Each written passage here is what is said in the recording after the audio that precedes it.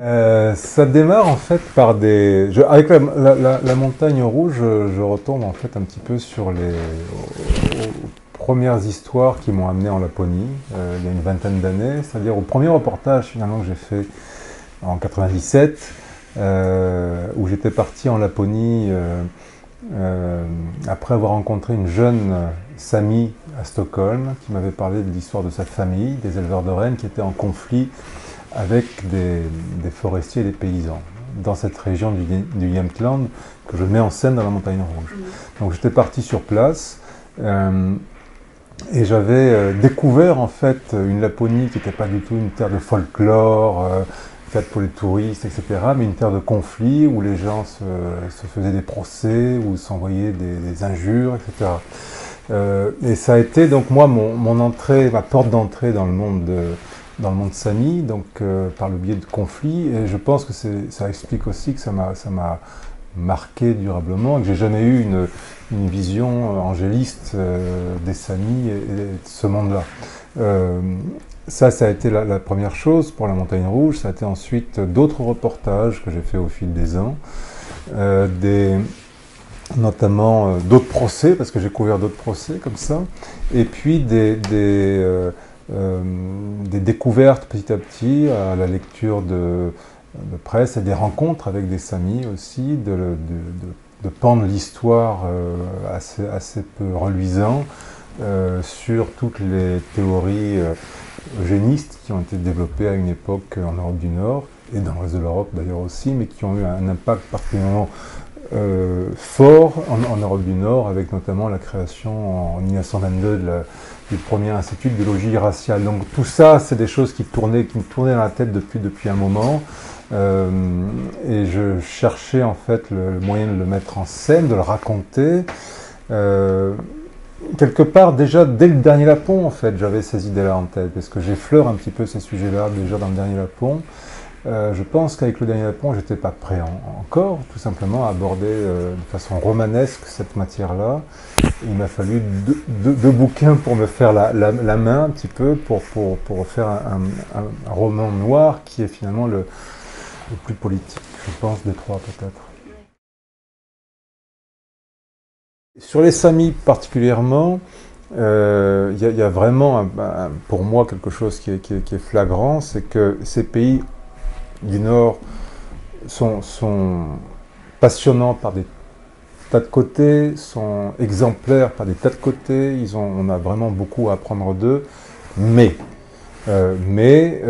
ça s'est pas fait dans la douceur, et moi ça a toujours été notamment pour les Samis, la population aborigène, dernière population aborigène d'Europe, et ça m'a toujours interpellé d'essayer de comprendre pourquoi des pays évolués, ouverts comme les pays nordiques, n'étaient pas capables de traiter convenablement cette question-là des minorités aborigènes dans leur propre pays. Alors qu'ils sont capables de le faire, par contre, d'aller se battre pour les minorités ailleurs. Là, chez eux, ça passe pas. Donc c'était une des raisons qui m'ont poussé à explorer ça. Quand la première fois où j'ai rencontré la police des rennes, c'était au cours de reportages que j'effectuais en 2004 pour Libération. Et parmi les patrouilles que j'avais suivies, il y avait une patrouille qui était constituée d'un duo qui ressemblait étrangement à Monclémet et à Manina. Et ce couple, en fait, ce duo de flics j'avais trouvé tellement génial quelque part, qu'il n'y a pas besoin d'en rajouter tellement plus dans le paradoxe, dans le contraste, dans tout ça, parce que ça permettait toutes les oppositions, tous les conflits de points de vue, etc. Donc j'ai brodé dessus évidemment, j'ai bâti des personnages, mais c'est vrai que je me repose vraiment beaucoup sur des personnages croisés. Après j'imagine qu'ils ne se reconnaîtraient pas dans tous les détails, mais c'est vrai que c'était fascinant d'avoir un tel couple comme ça sous la main en vrai. Ce qui est intéressant dans la Montagne Rouge, de mon point de vue en tout cas, par rapport aux deux premiers, c'est que dans les deux premiers, ça se passe en Laponie, essentiellement en Laponie norvégienne, d'où est originaire Clémet. C'est-à-dire que Clémet est dans le territoire connu. Il a ses repères, il connaît les gens le connaissent. C'est Nina qui est la seule étrangère finalement à ce milieu. Dans la Montagne Rouge, on est à 1000-1500 km de la Laponie norvégienne, de là où on était dans les 2 premiers bouquins. Donc c'est un territoire inconnu pour Clémet aussi. Là, il se retrouve à égalité.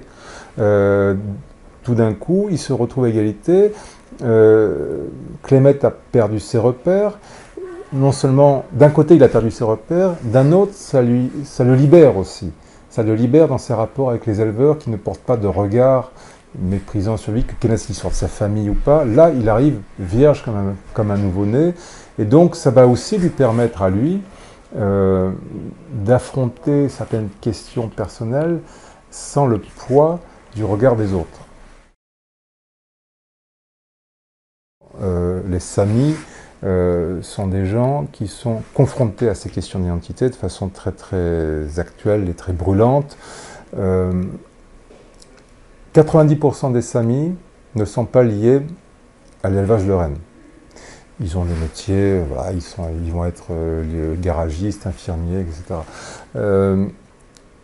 Ça veut dire que autant les éleveurs de rennes, pour eux, ils n'ont pas de problème d'identité. Ils sont éleveurs de rennes, donc ils sont Samis.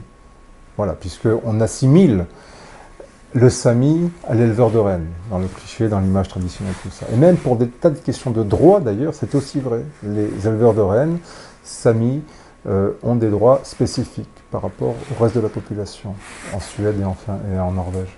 Ça veut dire que les 90% restants, ils sont quoi? Ces questions-là, c'est des questions qui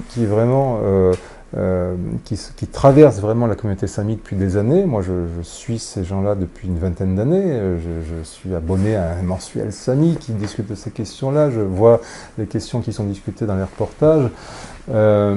C'est vraiment une vraie question, et je pense que c'est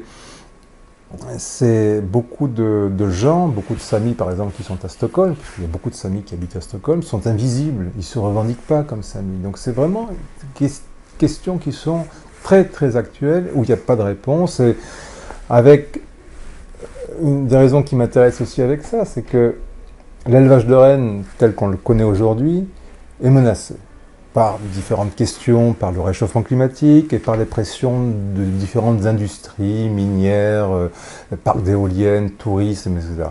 Donc, sachant que la culture Sami est associée à la culture du renne, si l'élevage de rennes disparaît, est-ce que ça veut dire que la culture Sami disparaît? Et donc, où est-ce qu'on se situe en tant que Sami là-dedans? Donc toutes ces questions-là qui m'intéressent, parce que voilà, ça fait partie, ça ressort de la biodiversité aussi, voilà, donc et c'est des questions qui, il paraît que les questions d'identité affolent pas mal les gens en Europe, en France en ce moment, ça en fait partie de ça. Et voilà, moi ça m'intéresse.